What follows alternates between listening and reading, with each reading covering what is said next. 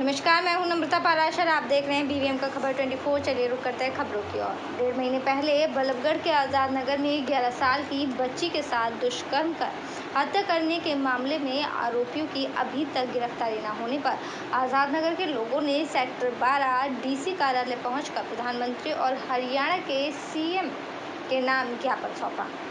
लोगों ने नाराजगी जाहिर करते हुए कहा कि 1.5 महीने बीत जाने के बाद भी अभी तक इस पूरे मामले में किसी के भी गिरफ्तारी की कोई बात सामने नहीं आई है। पुलिस बेवजह कॉलोनी में रहने वाले लोगों से पूछताछ करने के नाम पर उन्हें परेशान कर रही है। लोगों का कहना है कि बच्ची के साथ दुष्कर्म के मामले को 1.5 महीने बीत चुके हैं और अभी तक आरोपियों की गिरफ्तारी नहीं हुई है। आरोपियों की गिरफ्तारी अगर जल्द नहीं होती है तो पीड़ित परिवार के साथ डीसी कार्यालय के सामने ही बैठकर धरना प्रदर्शन किया जाएगा। मांग है एक तो NIT 5 नंबर थाने के सामने शहीद भगत सिंह स्मारक हुआ करता था, वहाँ पे उसको उन्होंने हरियाणा सरकार ने तोड़ दिया है और उसकी जगह पे विभाजन विभीषिका स्मारक बना दिया है। एक तो उसका जवाब देना चाहिए। आज भगत सिंह का जन्मदिवस भी है, तो पहली बात तो यह है कि जो सरकारें इतने विज्ञापन दे रही हैं, भगत सिंह के नाम पर सब कुछ कर रही हैं, लेकिन उन्हीं की विरासत को तोड़ा जा रहा है। तो एक तो उसको पुनर्स्थापित किया जाना चाहिए। वहाँ पे जो मूर्तियाँ लगी हैं उनको मूर्तियों को हटा करके दोबारा मूर्ति लगाई जानी चाहिए, क्योंकि वो भगत सिंह और राजगुरु से मेल नहीं खाती हैं, पहली बात। दूसरी बात, आज़ाद नगर की आज़ाद नगर में 11 साल की एक बच्ची थी, गुड़िया, जिसका कि बलात्कार हुआ था आज से 1.5 महीने पहले करीब। उसके हत्यारे अभी तक गिरफ्तार नहीं हुए हैं, बलात्कारी गिरफ्तार नहीं हुए हैं, उसका गिरफ्तारी चाहिए। और दूसरी बात कि वो उनकी जो मदर हैं, उसकी जो माता है वो विधवा है, अनुसूचित जाति से है, उनको उचित मुआवजा मिलना चाहिए जो केंद्र सरकार और राज्य सरकार द्वारा तय होता है पहले से ही, तो वो मुआवजा मिलना चाहिए। दूसरा, अंकिता भंडारी, उनको न्याय मिलना चाहिए। वहाँ जो पूछताछ के लिए 50 लड़कों को लेके, बस्ती के लड़कों को उठा के, हम उससे इनकार नहीं कर रहे, पूछताछ होनी चाहिए, गिरफ्तारी भी होनी चाहिए, लेकिन वो गिरफ्तारी के नाम पे और जांच पड़ताल के नाम पे नाजायज उत्पीड़न भी कर रहे हैं। जैसे कि भाई वहाँ मजदूर बस्ती है, मजदूर लोग रहते हैं, अब उनको ये कह देना कि कल कोई ड्यूटी नहीं जाएगा, सबको थाने में आके बैठना, सरेआम सड़क पे खड़ा करके नौजवान लड़कों के पैंट उतरवाना, कपड़े उतरवाना, ये कोई जाँच का तरीका होता है क्या? ये गरीबों के साथ मतलब एक भद्दा मजाक किया जा रहा है, हम ये बात कर रहे हैं। और सबसे महत्वपूर्ण बात ये कि शौचालय के अभाव की वजह से ऐसी बड़ी घिनौनी घटना हुई है, उसके बाद भी मोदी सरकार, मोदी पूरी दुनिया में ये चिल्लाता है कि भाई हमने शौच मुक्त भारत बना दिया है। जब शौच मुक्त भारत हो गया तो ऐसी घटना क्यों हो रही है? बच्ची शौचालय के अभाव में रेलवे लाइन पे शौच के लिए गई और वहाँ ये घटना हो गई, उसको 1.5 महीना बीत गया। उसके बाद भी अभी तक यहाँ का स्मार्ट सिटी, नगर निगम, DC, SP, पुलिस प्रशासन, सरकारें सबके सब कानों में तेल डाल के सो रहे हैं। वहाँ पे अभी तक भी कोई शौचालय की व्यवस्था नहीं है। जिस जगह पे ये बलात्कार और हत्या की घटना हुई बच्ची के साथ, वहाँ पे फिर से अभी उसी जगह पे, उसी जंगल झाड़ में, उसी रेलवे लाइन के पार बच्चे महिलाएं फिर से शौच जाने के लिए मजबूर हैं। तो हम ये मांग करने आए हैं कि भाई इस सरकार को, भाजपा सरकार को थोड़ी तो शर्म करनी चाहिए।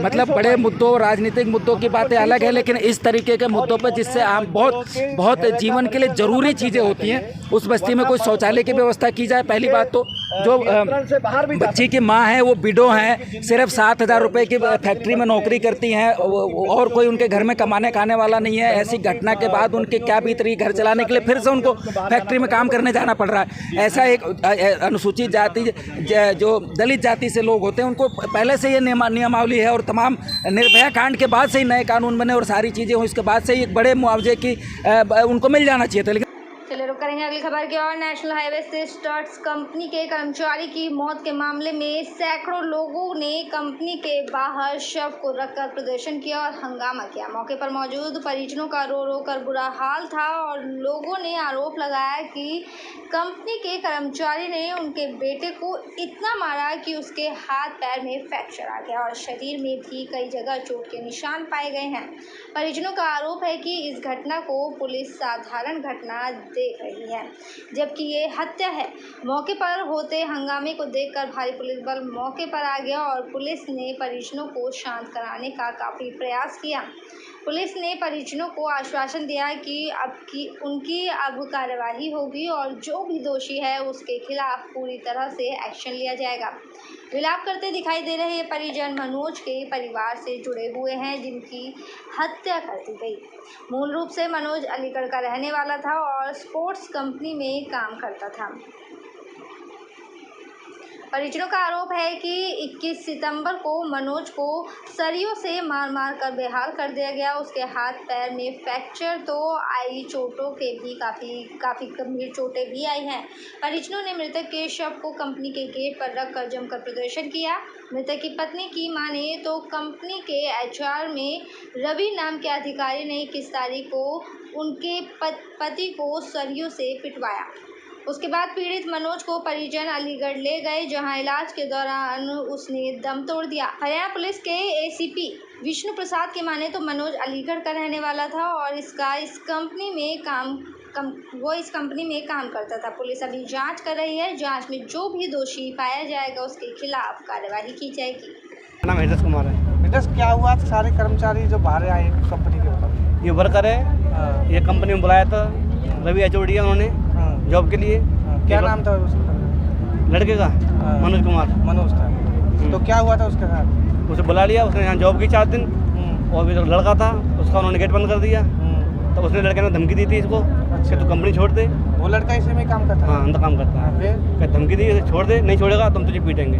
उसने कंपनी नहीं छोड़ी, तो 4 दिन बाद उसे यहाँ गेट के आगे पकड़ लिया। उसके हाथ पैर तोड़ दिए, 2 हाथ 1 पैर तोड़ा है, और उसके इलाज के दौरान उनकी मौत हो गई। तो आज मौत हो गई? हाँ, कल शाम। कितने बच्चे थे इसकी? कितनी उम्र है? उसके 2 बच्चे हैं और उसकी उम्र 25 साल है। कहाँ का रहने वाला है? अलीगढ़ का है। अलीगढ़ का। तो कर्मचारी आज ये कंपनी की तरफ से कोई आश्वासन मिला है कुछ ऐसा? अभी कुछ नहीं मिला। कुछ नहीं। पुलिस में मामला दर्ज हो गया इसका? अभी नहीं हुआ। अभी पुलिस आई है, देखो गई है वहाँ पे, क्या होता है। क्या कह रही पुलिस? कुछ बता के गई है, 2 लोगों को ले गई है। तो आप लोग क्या चाहते हैं? सारे इंसाफ मिला लड़के को, इंसाफ मिलना है। मुद्दा चाहिए, जो जिसने मारा है वो आप सामने आना चाहिए। कहाँ का रहने वाला? नाम है आपका? राजेश। क्या हुआ है आपके पति के साथ? यहाँ पर जी ने सुपरवाइजर ने कंपनी के लिए बुलाए, वो लड़का छुट पाना तो जी भर्ती कर ले, वहाँ नहीं हो गई है कि तू मेरे बदले क्यों लग गया। जिन्हें कही मैं तो सुपरवाइजर ने बुलाऊं कि तू कंपनी छोड़ दे, मैं लगूंगा। क्या नाम है मरने वाले का और कहाँ के रहने वाले हो आप? मनोज। मनोज, कहाँ के रहने वाले हो? बादमामनी, बड़े गांव के पास। अच्छा, कौन सी कंपनी में काम करता था? स्टड्स में। इसके साथ क्या मामला है ये स्टड्स कंपनी के बाहर? ये अभी सुबह सूचना मिली थी कि इसका एक कर्मचारी है जो अलीगढ़ इलाज चल रहा था, वहाँ गुजर गया। उसकी डेड बॉडी को वारिसान लेकर यहाँ आए हैं। अब इन्होंने शक जाहिर किया कि हमारे बच्चे की चोटें मारी हैं। अब जिसका ये नाम लिखवाएंगे उसके खिलाफ कानूनी कार्रवाई पर्चा दर्ज करके उनको गिरफ्तार करेंगे और इसका पोस्टमार्टम करवाएंगे। मृतक के हाथ और पैर दोनों में फ्रैक्चर है और कह रहे हैं कंपनी वालों ने सरियों से हाथ पैर तोड़े हैं। नहीं, ऐसा अभी तक हमारे संज्ञान में कंपनी से संबंध नहीं आई। इन्हीं के साथियों ने बताया कि झगड़ा कंपनी के बाहर हुआ था। चलिए खबरों में बात करेंगे पलवल की। हरियाणा कांग्रेस प्रदेश अध्यक्ष उदय भान ने कहा है कि भारतीय जनता पार्टी की सरकार ने प्रदेश में शिक्षा व्यवस्था पूरी तरह से ध्वस्त कर दी है। मुख्यमंत्री के गृह क्षेत्र में अध्यापकों की कमी के चलते छात्राओं ने स्कूल पर ताला जड़ दिया, जिससे साफ हो गया है कि ये शिक्षा नीति सरकार में भ्रष्टाचार की भेंट चढ़ चुकी है।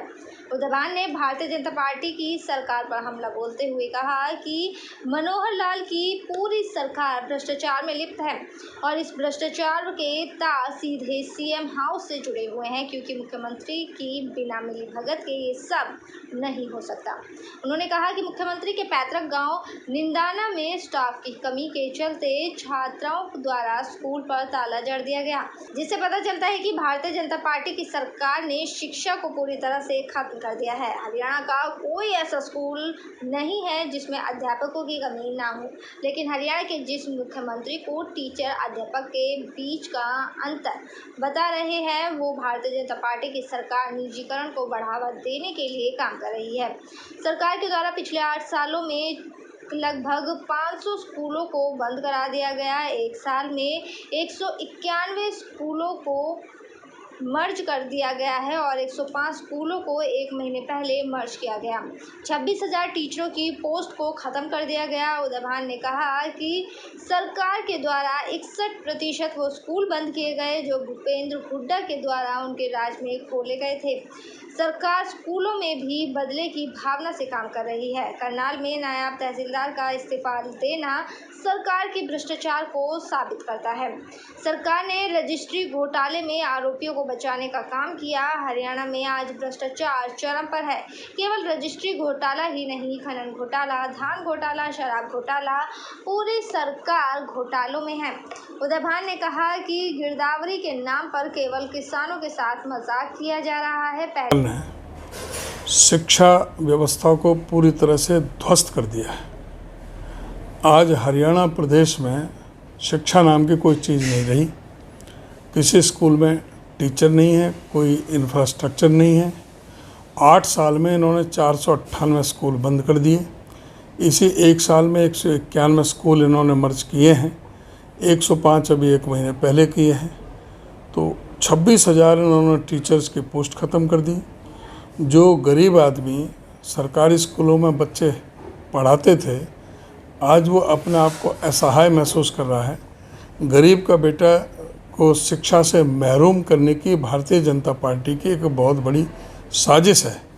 और इससे ज़्यादा शर्म की क्या बात हो सके कि जो अपने उनके मूल जो गांव है उसमें भी अगर जो स्कूल में ताला जड़ता है, ऐसे एक स्कूल नहीं है, ऐसा कोई ब्लॉक नहीं है, ऐसा कोई जिला नहीं है, ऐसी कोई तहसील नहीं है जहां पर मजबूर होकर के स्कूलों के ताले नहीं लगाए जा रहे, क्योंकि स्कूलों में अध्यापक ही नहीं है। देहात में तो बिल्कुल ही नहीं है। और मुख्यमंत्री कहता है कि भाई टीचर्स की कमी है, अध्यापक ज़्यादा है। मुख्यमंत्री को इतना भी ज्ञान नहीं है कि भाई कि वो कह क्या रहे हैं। पूरे हरियाणा में, हर पूरे प्रदेश के अंदर ये हालत है। जगह जगह ताले लगाए जा रहे हैं। गर्ल्स स्कूल को ज़्यादा काफ़ी बंद कर दिए, जो कि कई किलोमीटर तक जा नहीं सकते थे। और इसमें से 61% स्कूल वो बंद किए जो हुड्डा साहब ने खोले थे। उससे ये पता लगता है कि ये सरकार इसमें भी बदले की भावना ढूंढती है। जो एक शिक्षा एक मूल अधिकार है प्रत्येक नागरिक का, और जो सबसे ज़्यादा एक प्राथमिक आवश्यकता है, और जो सरकार की जिम्मेदारी है सबसे, और उस मोर्चे पर यह सरकार पूरी तरह से विफल हुई है। Primary school, middle school, high school ही नहीं, कॉलेजों का भी यही हाल है। पूरे हरियाणा में नियमित जो प्रिंसिपल हैं केवल 7 हैं, बाकी सारे एक्टिंग प्रिंसिपल पर चल रहे हैं। लेक्चरर कहीं नहीं है। होडल के कॉलेज में 28 लेक्चरर की पोस्ट हैं, जिसमें से 24 खाली पड़ी हैं। ये हालत इन्होंने शिक्षा व्यवस्था की कर दी है। चलिए खबरों में बात करेंगे अब खट्टर के हंटर के बारे में। उत्तर प्रदेश की तर्ज पर पलवल में भी बुलडोजर चलने के बाद अपराधियों के हौसले पस्त होने शुरू हो गए हैं। उन्हें डर है कि कहीं अगला नंबर उनका ना हो। इसी कड़ी में जिला पुलिस ने बड़ी कार्रवाई करते हुए लूट, डकैती व चोरी की कई वारदातों को अंजाम देने वाले आरोपी असगर पुत्र सुलेमान द्वारा अवैध तरीके से कमाई करके गाँव अलीमेव में स्थित सरकारी स्कूल की 600 वर्ग गज जमीन पर कब्जा करके बनाए गए मकान पर बुलडोजर चलाकर उसको ध्वस्त कर दिया। इस मौके पर भारी पुलिस बल मौजूद रहा। वहीं डीएसपी हथीन रतनदीप सिंह बाली ने बताया कि जिला पुलिस अधीक्षक राजेश दुग्गल के कुशल मार्गदर्शन एवं नेतृत्व में जिला पुलिस द्वारा संगीन अपराधों में लिप्त अपराधी एवं नशा तस्करों के खिलाफ पलवल पुलिस लगातार कार्यवाही कर रही है। इसी कड़ी में पलवल पुलिस ने लूट, डकैती व चोरी की वारदातों को अंजाम देने वाले आरोपी असगर पुत्र सुलेमान निवासी गांव अलीमेव द्वारा गांव अलीमेव के सरकारी स्कूल की भूमि पर अवैध कब्जा करके बनाए गए मकान को ध्वस्त करके उसे कब्जे से मुक्त करवाया है। आरोपी असगर साल 2007 में थाना शहर पलवल में चोरी का मामला दर्ज हुआ था। साथ ही साल 2009 के थाने शहर पलवल में लूट और डकैती के 2 अलग अलग मामले दर्ज किए गए थे, जिस पर लूट मामले में 5,000 रुपये का इनाम भी घोषित किया गया था, जिसमें सीआईए होडल पुलिस ने आरोपी को धर दबोच कर जेल की सलाखों के पीछे भेजने में कामयाबी हासिल की। आरोपी असगर कई बार जेल की हवा खा चुका है और पलवल पुलिस और जिला प्रशासन द्वारा असगर द्वारा अवैध तरीके से बनाए गए मकान को ध्वस्त करके अपराधी असगर के काले साम्राज्य को खत्म कर दिया गया। इसके साथ ही पलवल पुलिस ने अपराधियों को कड़े शब्दों में चेतावनी दी है कि अगर वो गलत धंधे छोड़कर कोई अच्छा काम शुरू कर दे और पुलिस द्वारा अवैध रूप से संपत्ति अर्जित करने वाले अपराधियों की सूची तैयार कर रही है। 4 एकड़ जमीन है स्कूल की, तो कुछ जमीन पर इनके लोगों का अवैध कब्जे हैं यहाँ। तो आज पुलिस प्रशासन द्वारा इनके ये कब्जे हटा दिए गए हैं, तो हम तुरंत यानी कि इस पर अपनी यानी कि फेंसिंग या 4 दीवारी करके अपने कब्जे में। कितने समय से कब्जे किए हुआ था? हाँ, ये तो काफ़ी समय से कब्जे किए हुए हैं। कितने लोगों ने किए हुए हैं कब्जे यहाँ पर? 10-12 लोगों के नाम है इसमें लगभग। जो स्कूल जमीन पर कब्जा है? हाँ जी, कब्जा है। तो आज एक पे कार्रवाई हुई है, आप कितने संतुष्ट? हाँ, तो उम्मीद है कि आज से 3 के नाम थे इसमें जो इनके टारगेटेड थे, तो हो सकता है औरों सभी का जैसे प्रशासन ये औरों में सहायता है कि इसकी वजह से आज की इस उम्मीद की जा सकती है कि लोग अपना आप कब्जे हटा लें, और जैसे कब्जे हटाएंगे हम तुरंत यानी अपनी फेंसिंग या 4 दीवारी करवा देंगे इसमें, ताकि इनके जैसा आज कब्जे को तोड़ा गया, क्या आप शिक्षा विभाग की तरफ से इसको 4 दीवारी करेंगे क्या? हाँ, तो तुरंत यानी कि अपने कब्जे में लेंगे। अगर यानी कि 4 दीवारी का ग्रांट हमारे पास नहीं तो फेंसिंग तार वगैरह लगा करके अपने कब्जे में लेंगे। कौन कौन लोग हैं जिन्होंने कब्जा किया हुआ है? ये तो पूरी डिटेल मेरे पास इस वक्त नहीं है। शिक्षा विभाग जो है कितने समय से इस मामले को लेके बहस कर रहा था या जो काम है वो चल रहा था? ये तो असल में पहले कई बार इसके प्रयास किए गए, लेकिन अब यानी कि लगभग 6 महीने से इसके लिए प्रयासरत हैं। जो हमने जैसे यानी चिट्ठी डाली तो उसके बाद तहसीलदार को नपाई के लिए डिमार्केशन के लिए यानी किया गया। उसके बाद उन्होंने अपनी रिपोर्ट यानी कि प्रशासन में भेजी, प्रशासन ने इसको पर एक्शन लेकर के। तो क्या कभी आप लोगों की शुरुआत में वर्बली कम्युनिकेशन हुआ था? गाँव वाली में एक असगर है और इसने जो स्कूल की 600 गज ज़मीन पे जो है अवैध कब्जा कर रखा है। जो कुछ दिन पहले इसकी नाप भी हुई थी, ग्रीवेंस में भी मैटर लगा था और इसके ऊपर 4 मुकदमे भी हैं। और इसने जो है इलीगल तरीके से ये इंक्रोचमेंट की हुई है, जिसको आज जो है प्रशासन की मदद से तोड़फोड़ की गई। तो सर किस तरह की प्रवृत्ति का ये आदमी है? इस पे चोरी के, डकैती का माल लेने के, इस तरह के मुकदमे हैं। सरकार भी सख्त है, जिस तरह से फरीदाबाद में कल तोड़फोड़ की, नशा तस्कर की, ये पूरा जो है पूरे हरियाणा में ही चला हुआ है। जिन्होंने भी इलीगल वे में अवैध तरीके से NDPS वगैरह, बदमाशी से, शराब बेचकर, नशे का कारोबार करके जो अवैध प्रॉपर्टियाँ कमाई हुई हैं, उन सब पे ये जो पूरे हरियाणा में ये अभियान चला हुआ है। पलवल पुलिस के पास क्या और भी सूची है कोई और नामों की? हाँ, और भी है, पूरे पलवल की सूची बनाई हुई है और आस्ता आस्ता जो है सब पे कार्रवाई की। कोई इनाम भी था इसको? ये रेंज लेवल पे है 5000 रुपये का इनाम। वैसे किस तरह के कितने बदमाश होंगे जिन पर और कार्रवाई बताया? वो छांट के दिया हुआ है, पूरी जो डिटेल वो SP साहब के पास है। अब केवल ये जमीन पंचायत की है या स्कूल की है? नहीं, इलीगल एनक्रोचमेंट जिस पे भी है, जिसने भी गलत तरीके से कुछ अवैध तरीके से प्रॉपर्टियां बनाई हुई, सब पे कार्रवाई। चल बढ़ेंगे अगली खबर की और। रामनगरी का नया घाट बंदर चौराहा अब लता मंगेशकर चौराहे के नाम से जाना जाएगा। मुख्यमंत्री योगी आदित्यनाथ ने चौक का लोकार्पण कर दिया है और इस मौके पर स्वर्गीय लता मंगेशकर के परिजन भी मौजूद रहे। कार्यक्रम में प्रधानमंत्री नरेंद्र मोदी ने वीडियो संदेश देकर अयोध्या वासियों को बधाई दी। प्रधानमंत्री नरेंद्र मोदी ने कहा कि लता दीदी के स्वरों में आस्था, आध्यात्मिकता व पवित्रता गूंजती है। उनके गाए हुए भजनों में दैवीय मधुरता थी। उनके स्वर युगों युगों तक देश के कण कण से को जोड़े रखेंगे। लता दीदी के नाम पर बना ये चौक हमारे देश में कला जगत से जुड़े लोगों के लिए भी प्रेरणा स्थली की तरह कार्य करेगा। ये बताया कि भारत की जड़ों से जुड़े रहकर आधुनिकता की ओर बढ़ते हुए भारत की कला और संस्कृति को विश्व के कोने कोने तक पहुंचाना ये भी हमारा कर्तव्य है। प्रधानमंत्री नरेंद्र मोदी ने ये बातें अयोध्या में लता चौक के लोकार्पण समारोह में अपने वीडियो संदेश में कही। जब अयोध्या में राम मंदिर निर्माण के लिए भूमि पूजन संपन्न हुआ था तो मेरे पास लता दीदी का फ़ोन आया था। वो बहुत खुश थी, आनंद में थी। उन्हें विश्वास नहीं हो रहा था कि आखिरकार राम मंदिर का निर्माण शुरू हो रहा है। आज मुझे लता दीदी का गाया वो भजन भी याद आ रहा है, मन की अयोध्या तब तक सुनी जब तक राम न आए। अयोध्या के भव्य मंदिर में श्री राम आने वाले हैं और उससे पहले करोड़ों लोगों ने राम नाम की प्राण प्रतिष्ठा करने वाली लता दीदी का नाम अयोध्या शहर के साथ हमेशा के लिए स्थापित कर दिया है।